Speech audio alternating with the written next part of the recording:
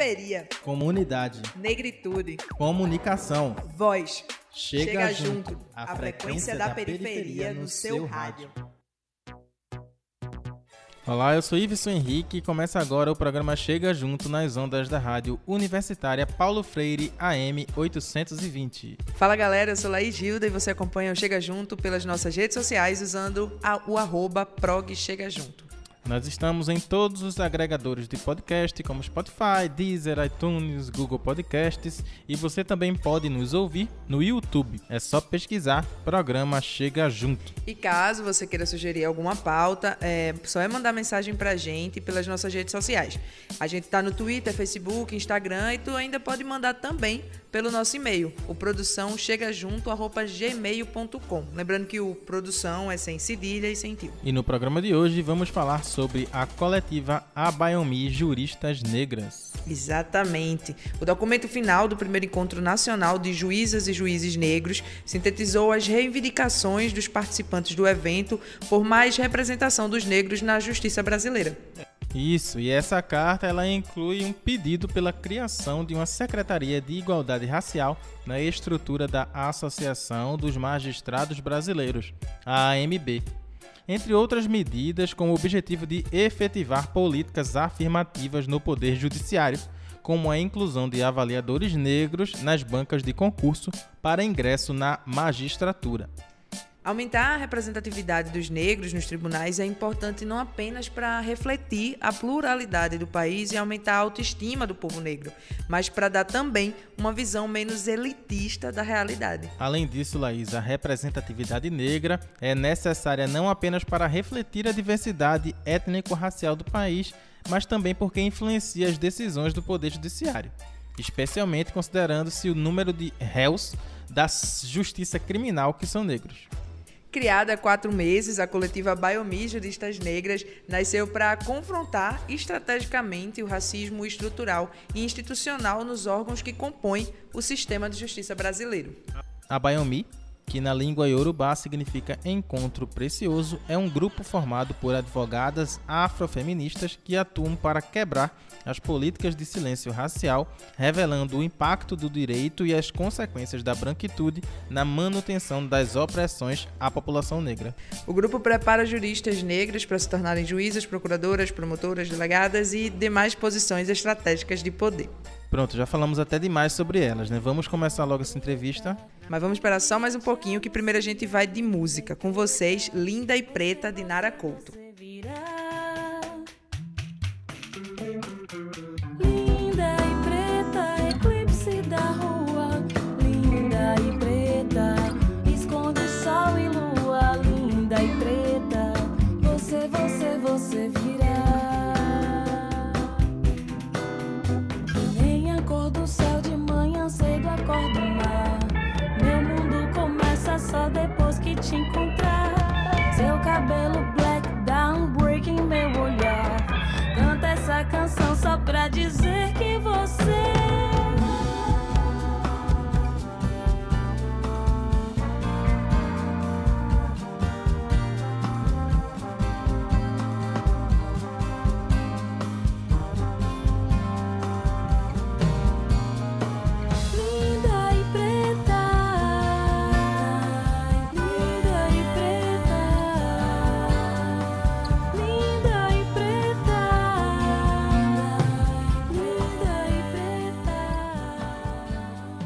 Oi, gente, a gente está aqui no primeiro bloco do Chega Junto. Hoje a gente vai conversar com Débora Gonçalves e Lígia Verônica, né? Eu queria primeiro agradecer a vocês por estar participando do programa e aproveitar também para vocês se apresentarem, para quem está ouvindo a gente, né?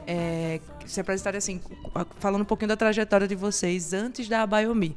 Quem são vocês? Pronto, eu sou Lígia, e aí falar da minha trajetória, eu vou falar desde quando eu nasci, não, né, gente? Ninguém vai aguentar. Mas, assim, a minha história na militância do movimento negro, movimentos sociais e tal, vem desde 1987, quando eu era casada com uma pessoa que tinha um balé de cultura negra chamado Que Eu Sou, e aí eu entrei nesse balé também, compus esse balé, e a partir de então eu comecei a trabalhar muito na área cultural, Então, eu tenho experiência vasta na área de cultura. Trabalho como produtora cultural, já fiz teatro, como eu falei agora, dança, etc. E aí trabalhei com gente como Lia de Tamaracá, Selma do Coco, né? Viajei muito com Naná Vasconcelos, Erasto Vasconcelos. Então, eu tenho essa origem que eu acho que vem um pouco da veia do meu avô paterno, que era brincante em Itajucupapo, porque eu nasci em Goiânia. Então, eu digo que eu sou uma heroína de Itajucupapo, né? Porque eu sou descendente daquele povo de lá, que é o meu povo. Só que teve um momento, trabalhando com cultura, que eu percebi que eu poderia contribuir de uma forma mais diferenciada do meu quilombo, porque o pessoal tinha outras necessidades. Então, por exemplo, tinha necessidade de que a cultura tivesse espaço, por exemplo, né? Porque você sabe que teve um tempo que era muito restrito de você poder ter manifestações culturais, principalmente da cultura dos povos tradicionais, né? E aí eu também tinha vontade, eu era professora, e eu tinha vontade também de fazer o nível superior, enfim. Aí eu escolhi a área do direito, porque eu acreditava na época e acredito hoje, que é um espaço de saber e de poder importante para que a gente possa dar aí mais espaço para que as pessoas realmente tenham o exercício da cidadania. Então, nesse contexto, eu tenho uma experiência interessante com cultura, que eu acho que para mim é ótimo, e porque eu vivenciei muita coisa, e também na área de direito, hoje eu sou advogada-chefa do Centro de Referência LGBT do Recife. Trabalhei em Secretaria de Assistência Social do Recife, trabalhei em Secretaria de Juventude, trabalhei com periferia, favela, 2.800 jovens do Protejo, enfim. Aí tem todo um contexto que hoje me fez conhecer há um tempo as meninas do grupo e da coletiva Biomi, como Débora, que está aqui agora. Olá, gente. Meu nome é Débora Gonçalves. Eu sou a caçula da Biomi. E minha trajetória para chegar até aqui é que eu sou do interior, sou da cidade chamada Palmares. E desde criança eu sempre tive o sonho de ser advogada, devido a influências da minha prima. E aí vim para a capital, consegui estudar, fazer faculdade. E depois que me formei, que virei advogada, eu conheci as meninas na OAB, na Comissão de Igualdade Racial, que hoje eu sou secretária dessa comissão, e foi lá o nosso primeiro encontro. Todas fazem parte da comissão, praticamente todas, né? Fazem parte da Comissão de Igualdade Racial da OAB Pernambuco. Meninas, a gente começou o programa contando um pouco de como funciona o Poder Judiciário aqui no Brasil. A gente acha interessante que vocês explanassem um pouco mais de como funciona esse sistema aqui no Brasil. Juízes, promotores, procuradores, advogados. Deixa um pouco mais claro para os nossos ouvintes como é que funciona. Eu acho interessante começar falando que não há hierarquia entre a pessoa que é advogada, a pessoa que é juíza, a pessoa que é promotora. Não há hierarquia. O que há é atribuição de poder. Então, assim, se eu entro na audiência como advogada, eu entro com o poder de garantir que seja feita tipo ampla defesa e tal, e falar junto com a pessoa que eu estou ali defendendo, mas a decisão vem de uma outra pessoa, que é justamente que é a pessoa da magistratura, que são juízes e juízas. Então existe, eu acho que na verdade, embora não tenha hierarquia, né, o que existe são espaços ocupados de poder. Né? E isso, inclusive, é uma estratégia nossa da Biomi, que é justamente que a gente consiga, como mulheres negras, ocupar esses espaços de poder que são de enorme decisão. Né? Então, por exemplo, se o Ministério Público, que é o guardião da cidadania, que é também um órgão acusador, se ele não observa um contexto todo que há, ou ele é preconceituoso por causa da cor da pessoa, né, que está ali sendo julgada, ele não vai colaborar em nada para que aquela situação não chegue a realmente um encarceramento, por exemplo. Né? Ou então ele vai dar uma opinião de que algum tipo de, se a gente coloca uma injúria racial, que chega num GCRIM, que é um juizado de pequenas causas, por exemplo, o Ministério Público pode optar por não dar andamento a um determinado processo e não chegar nem numa fase que se chama transação penal. Então, assim, são cargos de poder, realmente. Não há hierarquia. É importante porque a gente também consegue, de certa forma, falar de igual para igual. com juízes, com promotoras e etc., promotores, mas as decisões não são as advogadas, né? São essas outras instâncias, digamos assim, que tomam. Então, é importante que a gente chegue nesses espaços também, para poder mudar o cenário do que acontece, né, no judiciário. Então, existem procuradoras, existem advogadas, mas eu acho que é interessante saber que não é hierarquia, e a nossa estratégia é justamente tentar ocupar esses espaços.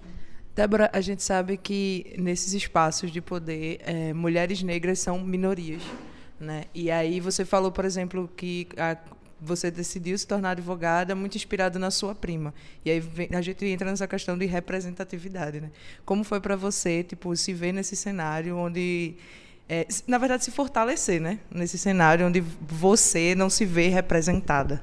Realmente foi um diferencial, porque antes de saber o que ela fazia, eu não tinha ideia que eu conseguiria chegar nesse espaço que ela chegou. Então, ela também é uma mulher negra, também faz parte da Abaiomi, inclusive a mentora do projeto, a professora Kiara Ramsey, procuradora federal. Então, ter essa visão dela, chegar nesse espaço de poder tão importante, me deu esperança de também dizer que eu posso chegar lá, como eu irei chegar nesse projeto da Abaiomi, que é justamente para a gente conseguir ingressar nesses espaços. A gente está agora também com mais uma das integrantes da Abaiomi, a Manuela Alves. Manuela, a gente queria que você se apresentasse e contasse um pouco da trajetória, como suas amigas falaram há pouco. Bom, meu nome é Manuela Alves, né, como já foi dito. Primeiro de tudo, que bom poder estar aqui, né, falando para vocês. Oi para todas as pessoas que estão aqui nos ouvindo. E, na verdade, eu sou advogada, também sou professora universitária, né? E construí minha carreira bem na docência, junto com a advocacia e a militância. Então, eu tenho um histórico de militância aqui em Pernambuco, tanto no movimento LGBT, quanto no movimento de mulheres, né, movimento feminista, e no movimento negro. São pautas com as quais eu sempre dialoguei, mas mais especificamente como no movimento LGBT. Enquanto mulher negra lésbica, essa sujeita política que eu represento, acredito que é muito importante de ser evidenciada.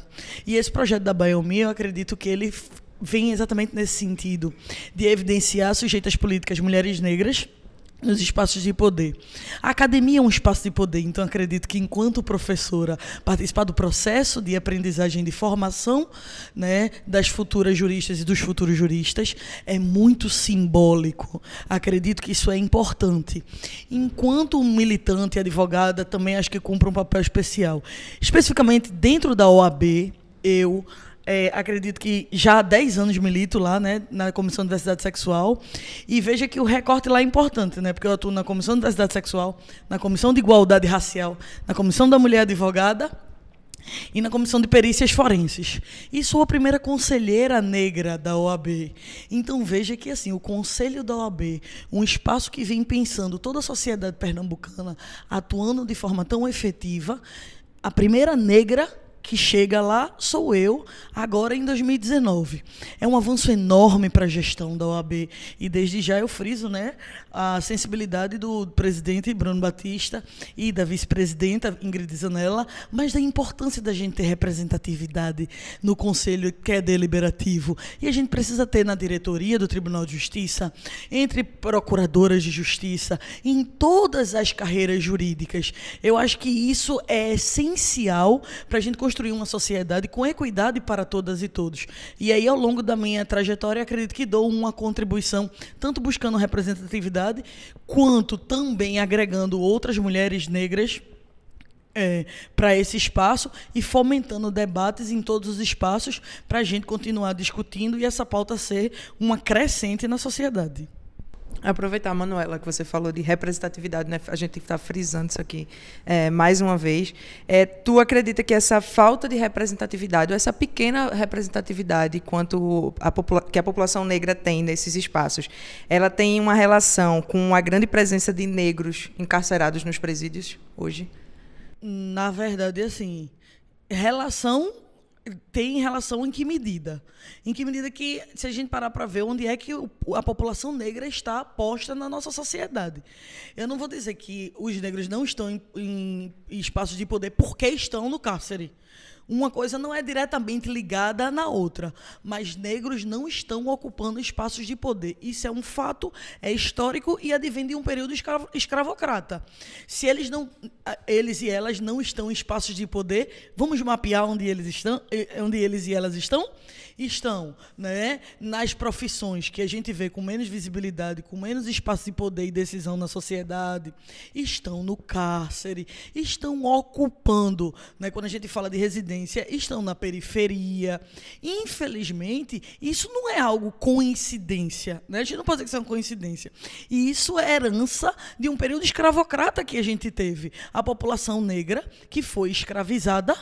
Após o período de escravidão, o que aconteceu com ela? Foi dada todas as possibilidades para ela assumir cargos de médico? Não foi. Ela foi jogada ao relento e disse, pronto, agora se vira como dá. Os quilombos, né, viraram as comunidades periféricas e a gente visualiza que para a população negra, tudo é mais dificultado. Então, assim, de fato, as negras e os negros não estão ocupando espaço de poder, mas são a maior população no cárcere, são a maior população em profissões de maior popularidade com os salários menores e não estão em espaços de representatividade. E isso é muito importante, porque quando a gente não tem muitas pessoas negras no parlamento, significa dizer que nossas políticas públicas não vão virar leis, não vão ser prioridade para os gestores e gestoras. As nossas pautas não serão sensibilizadoras de julgadoras e julgadores. Então, de fato, a gente não vai ter esse espaço garantido. E aí, o que é que a gente precisa? A gente precisa fazer trabalho focado. A gente precisa de políticas públicas específicas, políticas públicas mediatas e imediatas, para a gente poder garantir, de fato, essa equidade e que as pessoas, independente da raça, tenham as mesmas oportunidades e direitos no Brasil, que se coloca, né, como Estado democrático de direito e deve, assim, permanecer.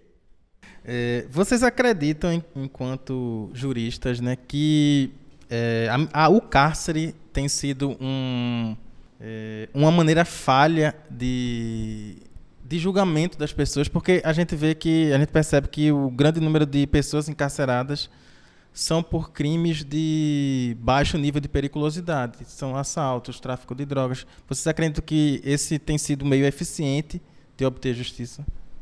Não. A gente acredita que não. Inclusive, a gente acredita que... Teve até uma notícia que aqui em Pernambuco, as audiências de custódia, muitas pessoas conseguiram ir para casa porque está tendo uma atuação muito grande de movimentos, de ONGs, que estão prestando atenção a isso. Será que toda pessoa negra que é pega cometendo algum delito vai ter que ser encarcerada mesmo?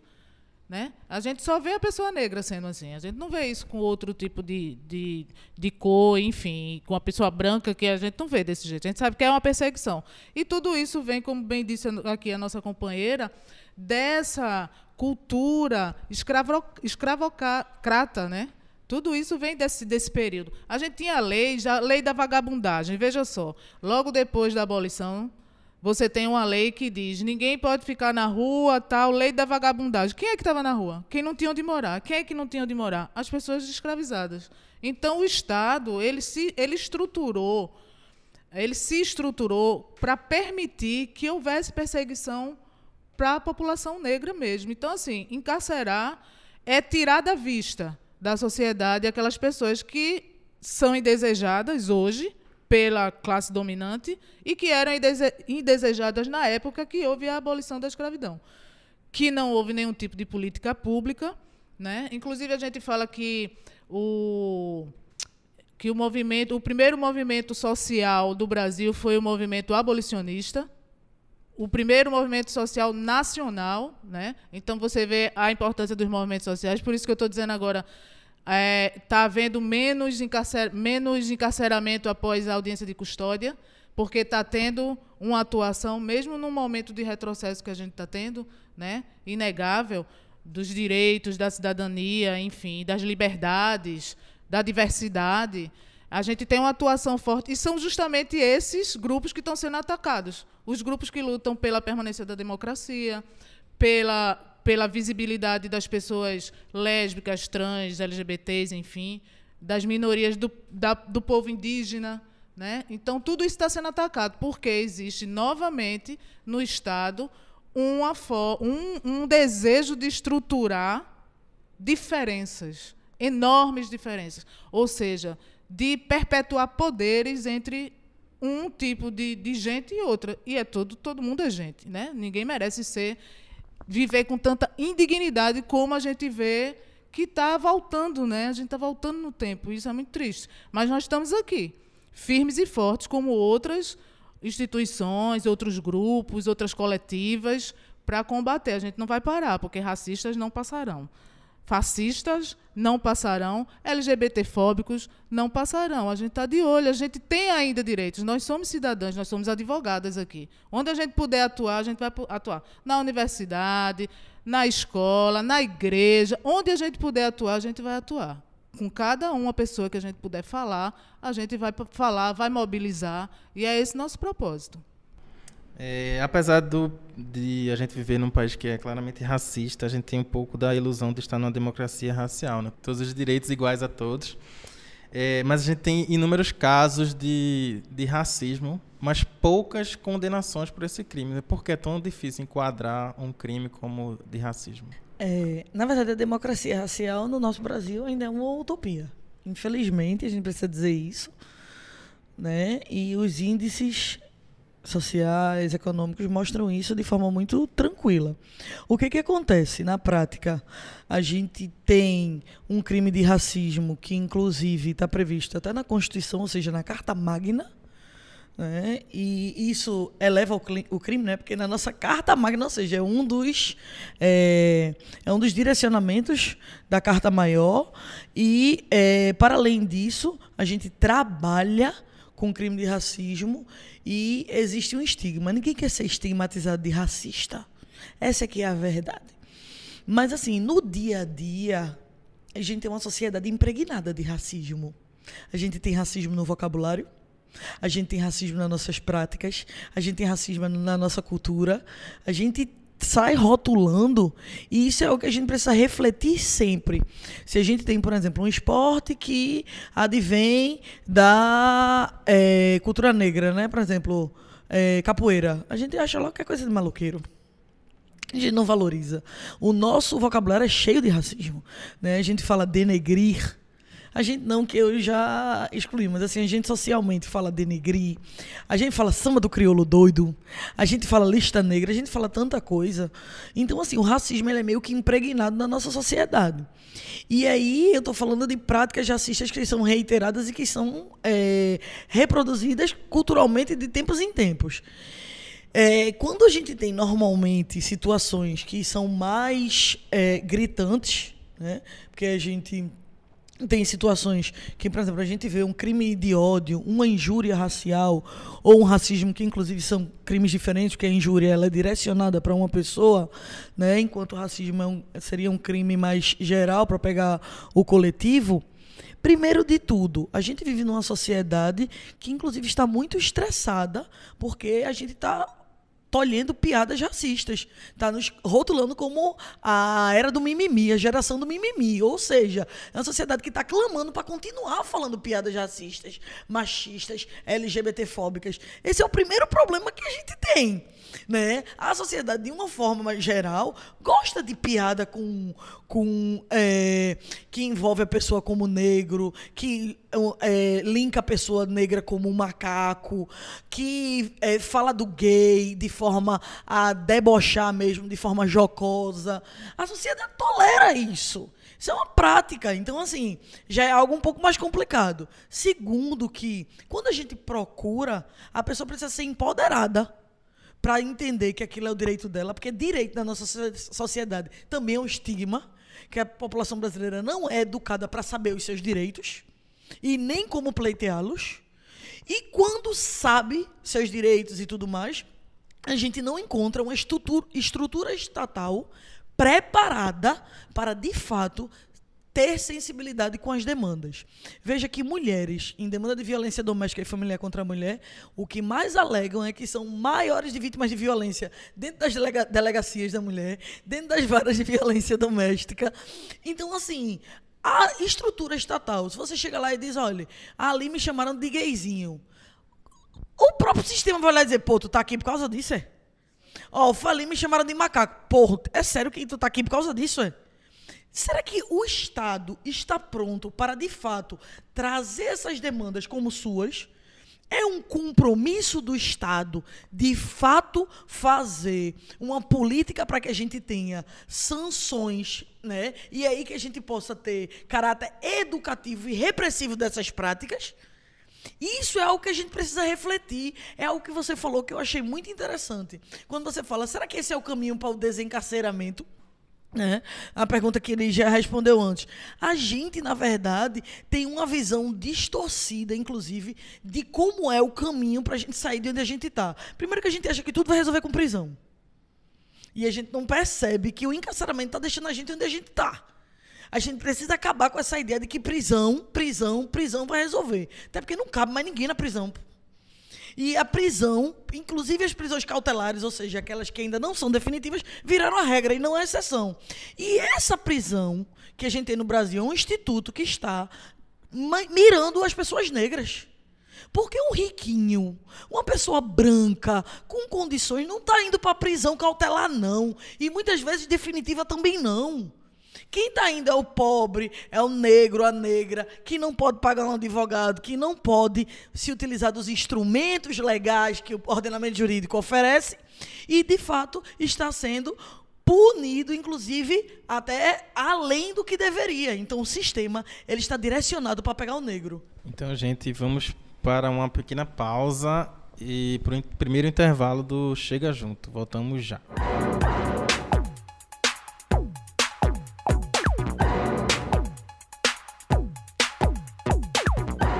Estamos de volta com o Chega Junto, o espaço da periferia na sua rádio universitária Paulo Freire, AM 820. Estamos de volta com o segundo bloco do Chega Junto. A gente está conhecendo hoje a coletiva Abaiomi, Juristas Negras. E aí, meninas, no primeiro bloco a gente conversou, né, um pouco sobre o poder judiciário brasileiro e a realidade do povo negro dentro desse contexto. E aí, agora eu queria, na verdade, que a gente fosse entrar mesmo, né, para falar sobre a Abaiomi. E eu queria que uma de vocês explicasse como foi que surgiu a coletiva.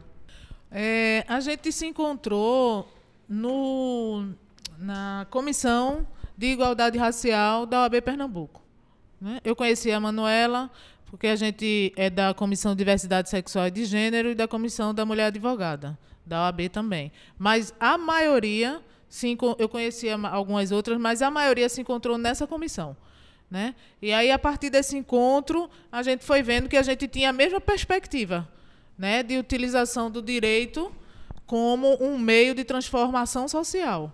E aí, nessas discussões que a gente começou a ter, a gente disse, não, então vamos se juntar para além da própria OAB, a gente ter uma atuação como mulheres que já atuam nos seus espaços e a gente conseguir levar o direito nessa perspectiva mesmo de transformação do mundo, transformação social, transformação mundial, né? Na perspectiva antidiscriminatória, antirracista, né, antifascista e esses antes todos aí, antirretrocesso. E a gente se afinou muito nesse contexto. E foi a partir daí que a gente se conheceu.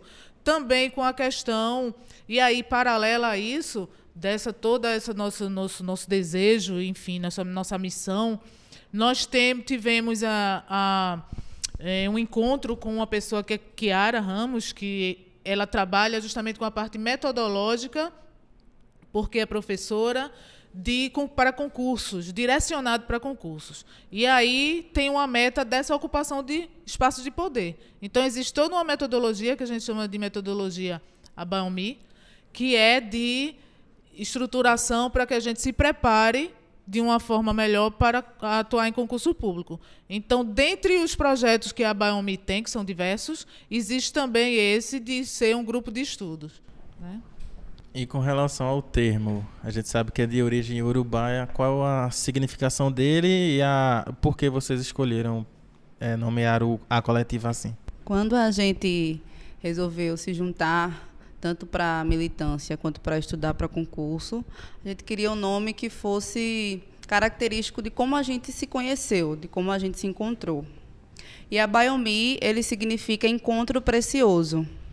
Então, foi o nosso encontro precioso para a gente mudar as coisas, para a gente ingressar nos espaços de poder. Então, por isso que esse nome foi escolhido.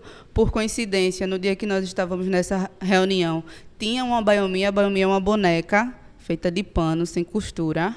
Então, tinha uma Biomi lá. E quando a gente viu, achou que era a nossa cara. Então, por isso que chama a Biomi. E como é que funciona? Como é que são as bases metodológicas que vocês aplicam no coletivo? Na parte de estudo, a metodologia ela é semanal. A professora Kiara faz o roteiro da semana do que nós vamos estudar. E de segunda a sábado a gente tem que cumprir esse roteiro e devolver para ela resumos daqueles assuntos que a gente estudou. Todas da Biomi estudam os mesmos assuntos. E a gente tem reuniões semanais para discutir sobre o que foi estudado, quais são as dificuldades. Então, essa é a nossa metodologia na parte de estudo. E na parte institucional, a gente dá palestras, a gente participa de congressos, tudo voltado em torno do racismo e também de outras áreas. Porque, como a gente falou, somos todas advogadas, especialistas em diversas áreas. Então, a gente não só fala sobre racismo, mas também sobre a parte jurídica. Eu queria saber, assim, quais foram as primeiras dificuldades que vocês se depararam quando decidiram criar o grupo? Por exemplo, espaço físico para se encontrar, como vão ser essas discussões, qual local elas vão acontecer? Na verdade, a Biomi, né, a Irmandade, uma chama de Irmandade e outra chama de coletiva. Eu gosto muito dessa ideia de Irmandade. A Irmandade e a Biomi, ela é composta por mulheres negras, mas assim, são mulheres extremamente atuantes. Quando você falou aí das dificuldades, foi uma das coisas que eu fiquei logo pensando. Acho que as nossas primeiras dificuldades foi achar o tempo de todas casarem, sabe? Assim, pra gente poder olhar e dizer como é que a gente consegue conciliar o tempo de todas.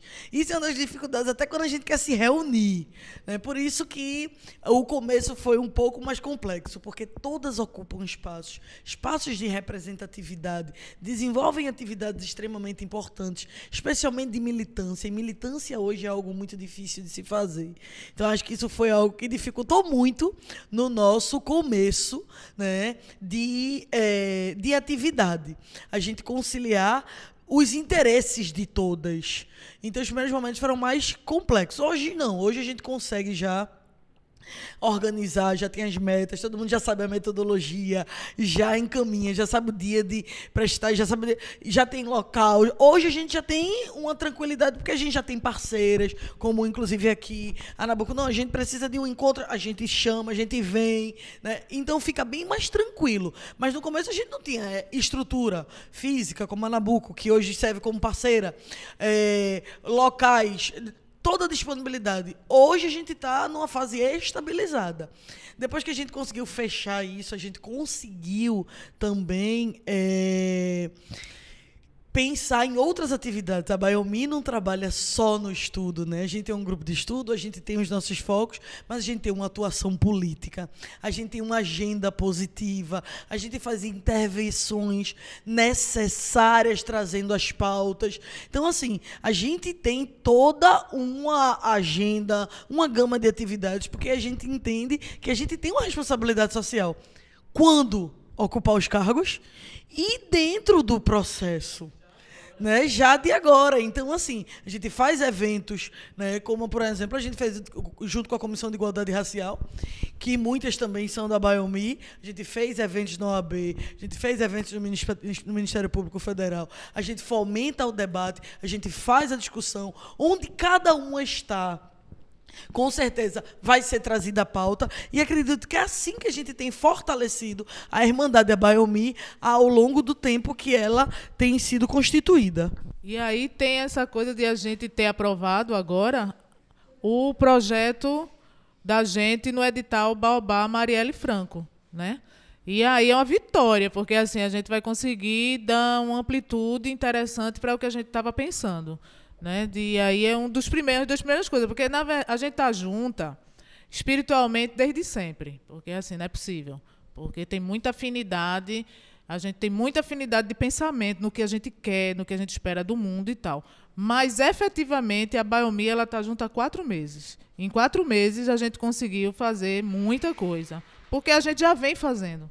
Então só que agora a gente faz junta. A gente fazia onde a gente estava, e agora a gente faz junto. E, dentre essas coisas, a gente teve uma vitória de ter conseguido aprovar esse projeto, que é dentro do edital Baobá, né? Que, enfim, para a gente é uma alegria muito grande.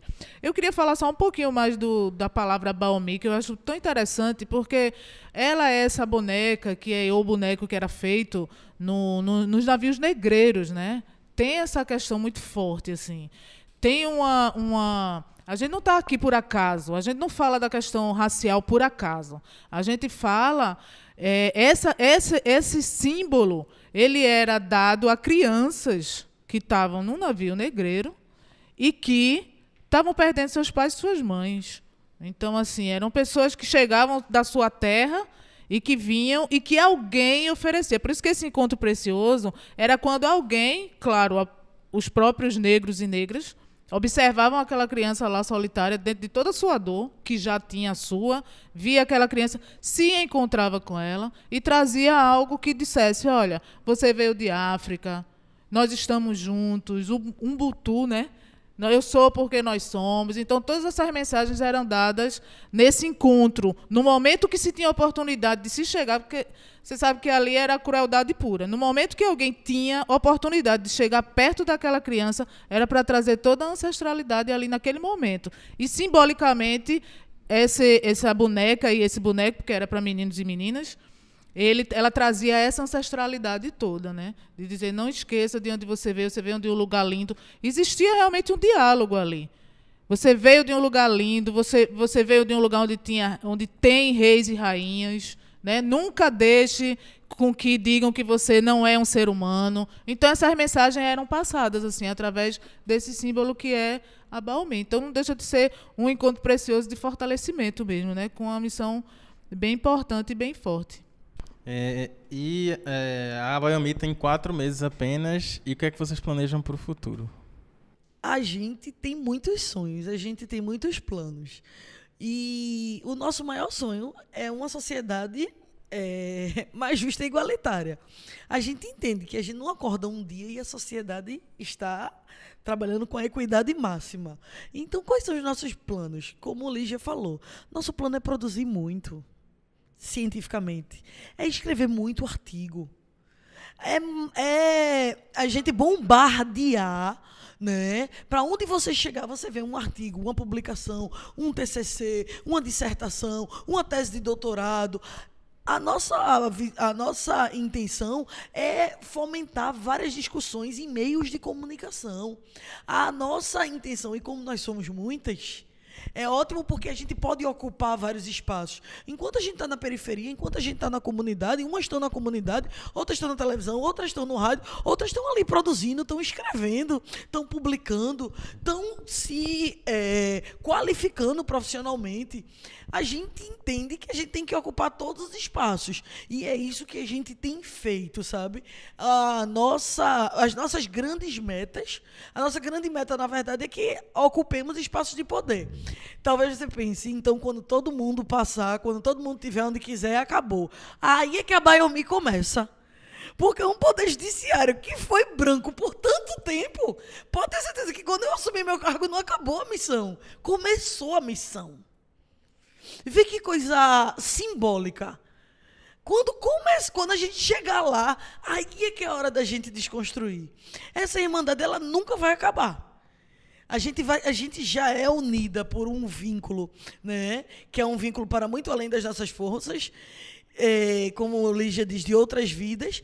E, assim, para além disso, a gente tem esse objetivo em comum. Então, assim, eu acredito que, infelizmente, né, vou morrer e não vou ver um Brasil onde todo mundo realmente trabalha com equidade e tal, e não existe opressão. Então, assim, acho que a gente não vai cansar. Agora, as metas prioritárias é assim, a gente fazer ocupar. É a gente aumentar o número de juízes, aumentar o número de Ministério Público, aumentar o número de defensoras, é continuar ocupando. Aqui, por exemplo, no Tribunal de Justiça, a gente tem apenas uma desembargadora dos 52. Uma mulher, 51 homens, e a única mulher que tem é branca. Tu acha que a gente não tem muito para caminhar? Acho que a gente vai parar. A gente não vai parar, mas assim, pode ter certeza que botar uma de nós no STF é uma meta bem boa. Pois é, o céu é o nosso limite. E acredito que a gente está só no começo, a gente é muito novinha, né? Enquanto instituição. Mas a gente tem muita garra, a gente tem muitos sonhos e a gente com certeza partilha de uma força absurda. A força de quem sonha por um mundo justo. E quando, já dizia Angela Davis, né? Quando uma mulher negra se move, toda a estrutura da sociedade se move com ela. Imagina quando 10 mulheres negras se movem. Né? Então a nossa meta é fazer transformações em todas as esferas, em todos os aspectos. Eu queria saber se vocês têm, por exemplo, um critério em relação assim, quem pode procurar a Biomi para alguma ajuda, em relação a, por exemplo, parceria. Quem pode ser esses parceiros? Como é que vocês costumam lidar com isso? Pessoas que não são racistas, que não são fascistas, que não são machistas, pode chegar junto, que a gente está todo mundo junto. Não tem isso, não. Se for para transformar o mundo num mundo melhor, a gente está nesse contexto. Então, não tem nenhum tipo de preconceito nesse sentido, não. Pode chegar junto que a gente vai fazer as parcerias. E aí, já aproveitando, assim, quem são os parceiros de vocês hoje? Você falou já da Faculdade Joaquim Nabuco, né, Manuela? Mas, assim, outros parceiros que estão com vocês atuando, além de que vocês já citaram, de repente, para complementar mesmo, assim, e reforçar a presença deles. A gente está abrindo muita parceria, porque a gente tem 4 meses. Tem muita gente que chegou junto da gente, por exemplo, o Centro LGBT, a gente já fez reuniões lá, eu trabalho lá. Tem o Sebrae, que a gente já chegou junto, Mulheres do Brasil, Transviver, enfim, tem lugares que a gente está conversando bastante, né? E aí isso vai se abrindo, né? Então, o Nabuco mesmo é uma instituição que a gente tem se reunido bastante. E é uma bem próxima. Então, todos os lugares onde a gente está, porque a gente tem atuações, né? Ministério Público, a gente tem feito no Ministério Público Federal, a gente já fez 2 palestras no Ministério Público Federal esse ano, a OAB, né? Tem muita gente aí. E, às vezes, essas parcerias costumam ser pontuais ou não, né? Dependendo, existe isso, mas a gente está firmando diversas outras. Isso aí vai ser uma continuidade. E uma outra coisa interessante, Laís, é que assim, a Biomi, ela também nasce como uma grande rede. E aí a gente também tem esse apoio assim, de profissionais da rede Empreender Afro. Né? Então, assim, profissionais, por exemplo, a gente tem uma psicóloga que é Jussara, que viu o trabalho da gente e disse, poxa, que massa, queria dar um trabalho coletivo, né? Desenvolver um trabalho coletivo com vocês para dar esse suporte. Porque a vida de concurseiro não é uma vida fácil. Né? E assim, a galera branca toda paga sua terapia, viu? Além de pagar para estar estudando, não precisa trabalhar, paga sua terapiazinha para não surtar. E assim, a gente tem parcerias com várias profissionais, com trancistas, com grupo de capoeira. Quando a gente faz, por exemplo, um evento como a gente fez na OAB, a gente teve vários parceiros artísticos. A gente é uma rede, né? Acho que a gente consegue conciliar vários profissionais, tanto institucionais, né? Parcerias institucionais, como parcerias institucionais, que são de extrema importância para a gente estar aqui hoje, né? E acho que isso nos orgulha muito. Agora, é uma coisa que a gente não pode deixar de dizer. É claro que a gente sempre dá muito valor àquelas parcerias que principalmente são de pessoas negras. Porque é um ciclo, né? Se a gente vai fortalecendo o povo negro e vai crescendo com o povo negro, acaba que a gente vai fazendo uma corrente do bem e de inclusão. Mas, assim, a gente jamais teria preconceito com qualquer parceiro por causa de cor. A gente tem, sim, como o Lígia falou. Se esse parceiro é a favor de preconceito e é a favor de opressão, aí realmente não anda com a gente. Mas parceria é sempre no mesmo objetivo. Se está com nossos mesmos objetivos, muito bem-vindo. A gente já está chegando no final do programa, né? E aí... Poxa! E a gente queria saber, na verdade, não sei se vocês têm alguma coisa para falar que a gente pode, de repente, ter passado despercebido e que vocês queiram reforçar. Acho que esse é o momento para vocês. Totalmente de vocês. A gente já falou sobre as parcerias, sobre o que é a Biomi, e a gente cresceu tanto que o método Biomi está sendo ramificado. A gente está abrindo para outras pessoas, mulheres negras, homens negros, e também mulheres e homens que não sejam negros e negras, que se juntem com a gente para estudar, para passar em concursos. Então, nós estamos abrindo turmas do método Biomi, que é feito por nós, como auxiliadoras de metodologia para concurso. E eu vou deixar para a Lígia complementar essa minha fala sobre isso, que é muito importante. A gente faz um trabalho de mentoria e coaching, e aí tem umas turmas que estão sendo abertas. Existem bolsas para pessoas negras, mulheres negras principalmente, conseguem bolsas. Se tiver baixa renda, a gente tem esse viés também de entender todo o contexto.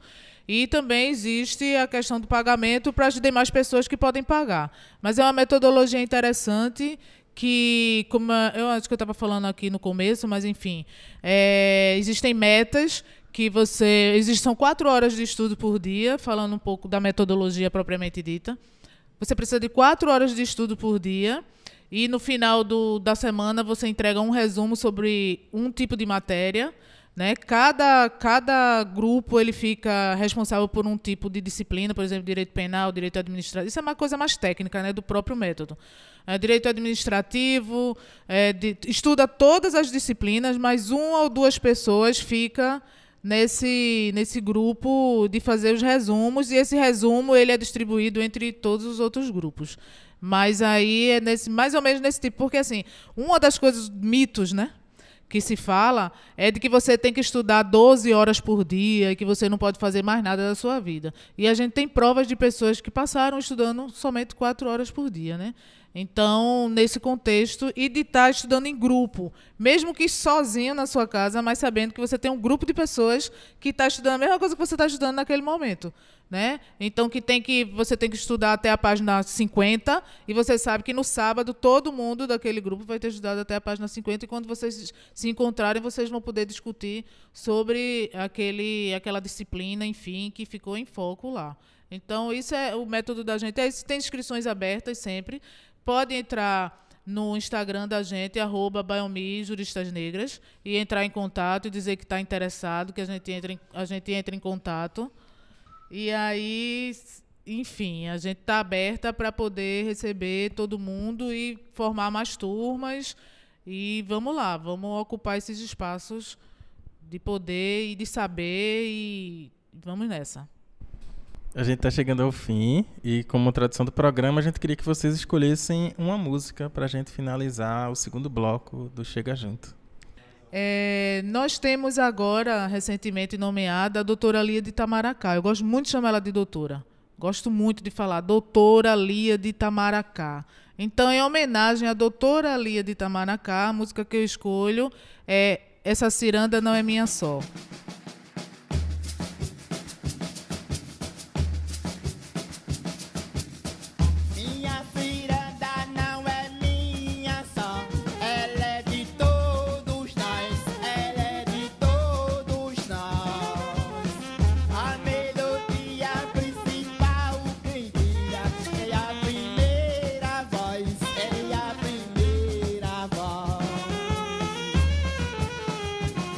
Dançar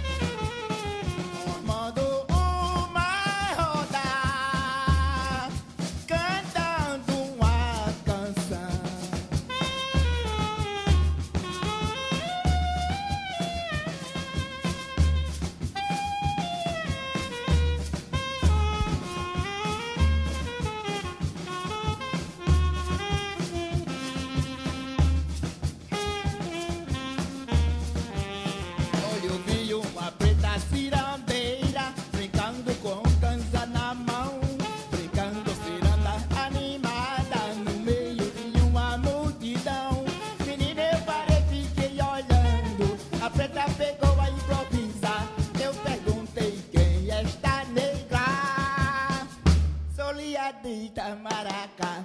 A ciranda vai, vai, a ciranda vem, vem a ciranda só presta na praia, que a gente brinca mais um bem.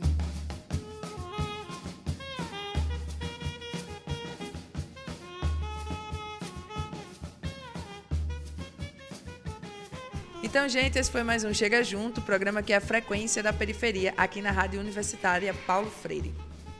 E se você quiser enviar esse programa para um amigo, é só procurar a gente nas plataformas de podcast. Spotify, Deezer, iTunes, Google Podcasts e aqui na Rádio Universitária Paulo Freire. E nós voltamos na próxima terça-feira, às 10 horas. O programa de hoje teve a apresentação de Iveson Henrique, E Laís Hilda. roteiro de Iveson Henrique A produção foi de Débora Oliveira. e a edição de Iveson Henrique. Chega Junto, o programa que é a frequência da periferia. Tchau, tchau. Tchau, galera. A ciranda vem, vem, vem a ciranda só presta na praia, que a gente brinca mais um bem.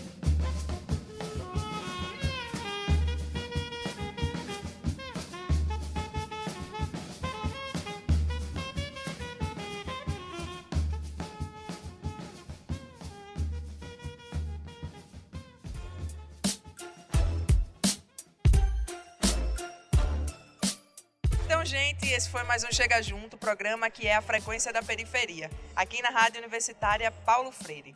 Tem sugestão de pauta pra gente? Quer que a gente visite o seu bairro?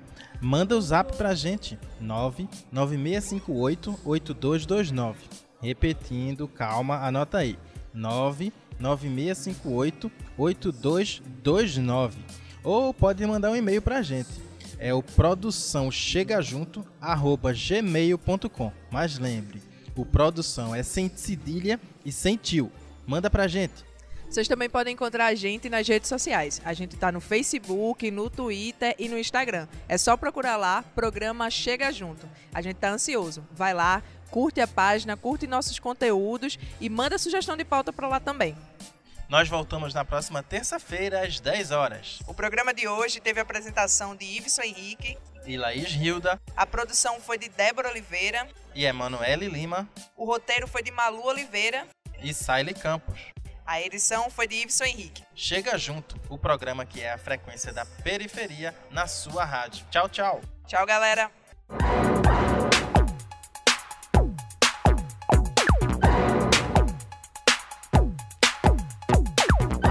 Periferia, Comunidade, negritude, comunicação. voz. Chega junto, a frequência da periferia no seu rádio.